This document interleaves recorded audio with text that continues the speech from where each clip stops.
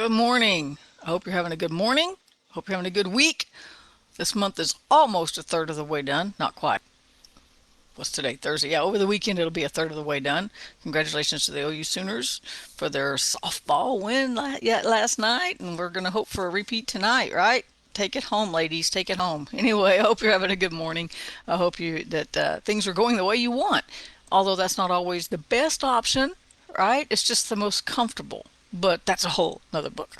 Anyway, so this morning I was still thinking a lot about yesterday. I was thinking about David and how he just waited on God and how he got that W, the win, right? Because he waited on God. He took time and asked God, "What do you want me to do?" And he waited for that answer and then he acted on it. And it was just picture perfect, right? He went out, he defeated, he won, he got all his stuff back, he came back home a conqueror and victor and hooray, right? But what happens when we don't wait on God? What about the non-waiters? What about those of us, and I'll point to myself here, who get ahead of God and then go, "Oh, I should have asked what I was supposed to do last week before I got into the middle of this, or I should have prayed about this before I made this purchase or got into this relationship or whatever the fill in the blank is, right?" And so I thought I saw sometimes we don't wait, and that's where we get ourselves in a bind is when we don't ask God. If we can just be raw and real, and you know me, I'm going to be raw and real, right? And we can just be raw and real. Sometimes he don't answer fast enough, right? David prayed, God answered. Sometimes, maybe it's just me, I pray and the answer doesn't come right away. Then who gets frustrated? I do. I get frustrated and I'm like, okay, I'm just going to do this and just hope God's blessing is on it because maybe I'm forced in, maybe I feel backed into a corner. Maybe I feel forced to make a decision in some way or something like that. There's all kinds of reasons, right? But, and so, and sometimes I'm just anxious. Sometimes I'm just not patient. I'm impatient, right? And so I just get ahead of God and just dive head first into something, making decisions and choices, and then go, "Oh, God, what did you want me to do?" Now, remember, we talked about yesterday, though, that that's where the peace of God, having it living and ruling in our hearts, keeps us a little bit safe. Because when His peace rules there, if we start to move this way, we'll feel it. We don't always have words for it.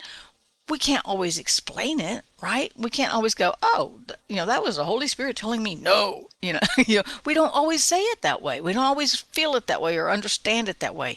But that's sometimes it works that way. And if we listen to those little nudges, that peace that goes, that's gonna break peace. That's not gonna keep peace. You're gonna get yourself in a bind, right? Too bad there's not signs and real red flags on things that keeps us straight and on the straight and narrow, right?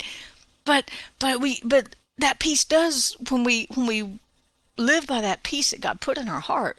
We'll feel it when we start to make a bad decision, and we can stop. Just don't make it. Just wait.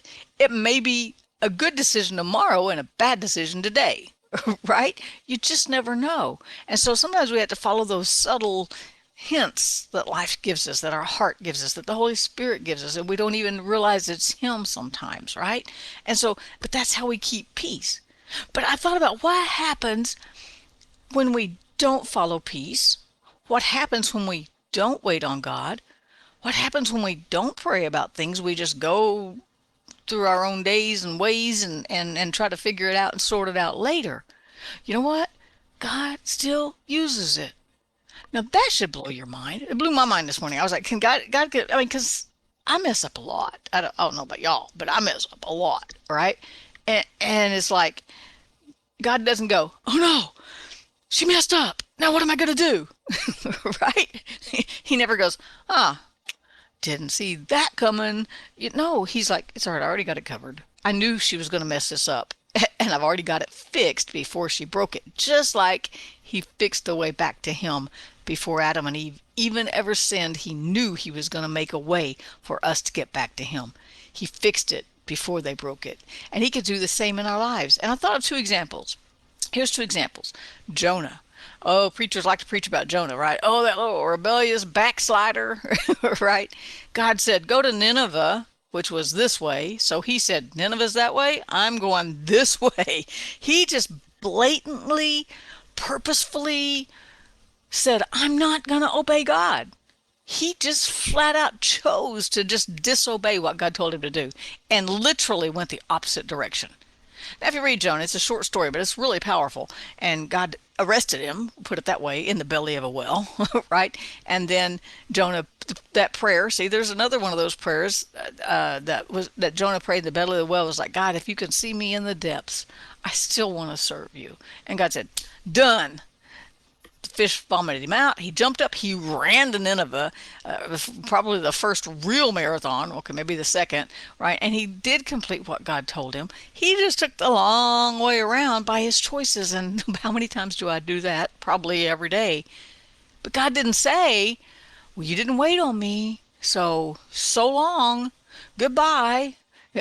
you know and God still did what he promised he was going to do through Jonah, and Jonah still went to Nineveh, and Jonah's actions and obedience actually saved the whole city, because God was sending them a warning through the prophet Jonah that he was going to wipe them off the face of the earth. Now they knew God could do that because he did it to Sodom and Gomorrah before, so they knew the stories, right? They knew God could do that, and they repented. The king said, nobody eats. We're going into fasting mode and we're going to touch the heart of God. And they did. And God said, that's what I wanted to see. I just want you to come back to me. Right? Because it says their hearts were on evil continually. It makes you wonder about some of our cities, doesn't it? But I'll just leave that there. That's another book. Anyway, or another lesson maybe. And so, but God still fulfilled what he did, was going to, and planned through Jonah, even though Jonah didn't wait on God, didn't even pray, just ran the other way, right? And then I thought about Samson. Samson didn't wait on God. God gave him specific directions. His parents gave him specific directions and said, don't go get women from there. And he fell in love with Delilah, and it cost him his glory, his power, the gift of God operating in his life. He lost it all. It cost him his eyes. Because if you read the story of Samson and Delilah, what is that? 1 Samuel 7. No, that's Gideon. I think it's after Gideon. So somewhere in Samuel. Right. And they gouged out his eyes, and he lived the rest of his life in chains, not being able to see. And yet, what happened in the end? In the very end, God still did what he promised he was going to do with Samson. He didn't say, you filthy sinner, I'm not using you now. Right? He didn't say, you spoiled my plan, now what am I going to do? No, God just waited on Samson, just like God waited on Jonah. Now that's a powerful wait, and that's worth meditating on right there, right? But God waited on Samson, and in his last days, he said, God, restore. His hair had grown back out, and he said, God, restore the strength you gave me. And he took out a whole coliseum full of thousands of the enemy, right? I believe it was the Philistines. I don't remember who the enemy was. Midianites, maybe. No, they were already gone. I don't know who they were, but they were the bad guys in the story, right? Anyway, and God still fulfilled what he promised he was going to do with Samson. Even though Samson didn't wait, he didn't pray, he didn't ask God, God, should I date Delilah? He didn't even ask. Because if he had asked, he'd have got a no, because he already had his no, but he didn't listen to that no. And he went ahead and just forged ahead with his own emotions and his own feelings and what he wanted and what felt good and seemed good at that time. But what happened? God still redeemed Samson, and he still used him and still fulfilled the prophecy that he'd spoken into his life. As a matter of fact, in Hebrews 11:32, in the hall of faith, there's Samson. He made it, man.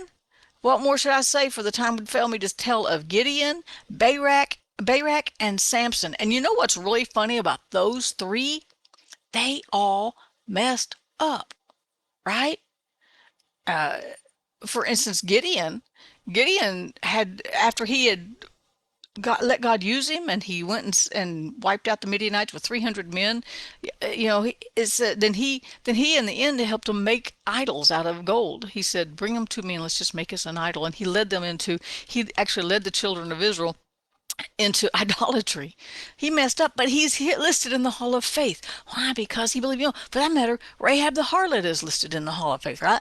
And wouldn't you like that? They didn't say Rahab the believer. Rahab the harlot had faith. We can have faith too. How would you like a subtitle like that with your greatest sin, whatever it is, right?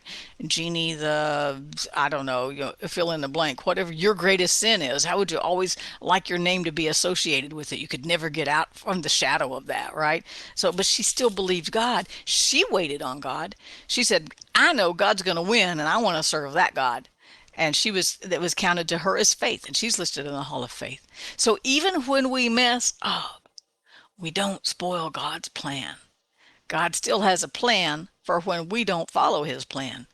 And he doesn't cast us away.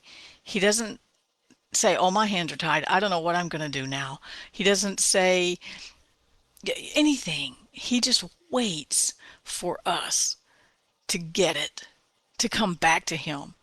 He waits. It's not like we're going to surprise him with something. We're not going to do something he didn't expect or didn't know we were going to do, right?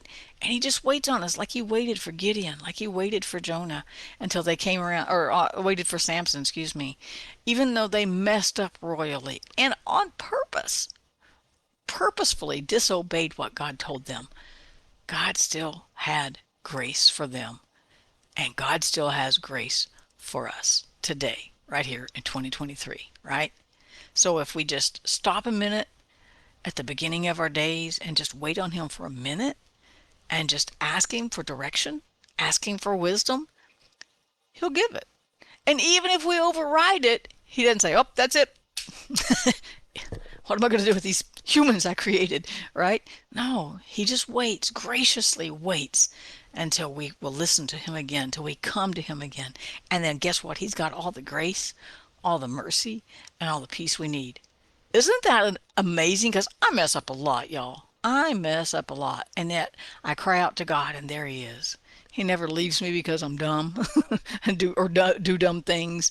He doesn't even leave me if I do something on purpose, which I don't. But I mean, if I did something on purpose, he's not going to say, "Oh, that's it. I wash my hand of this whole deal."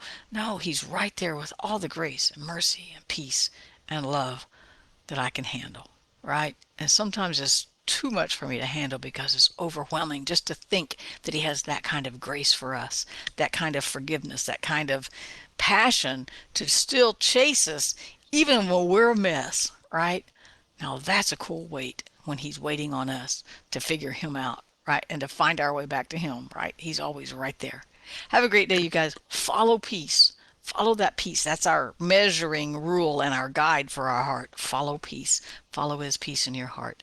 Peace out. Have a great day. I'll see you tomorrow.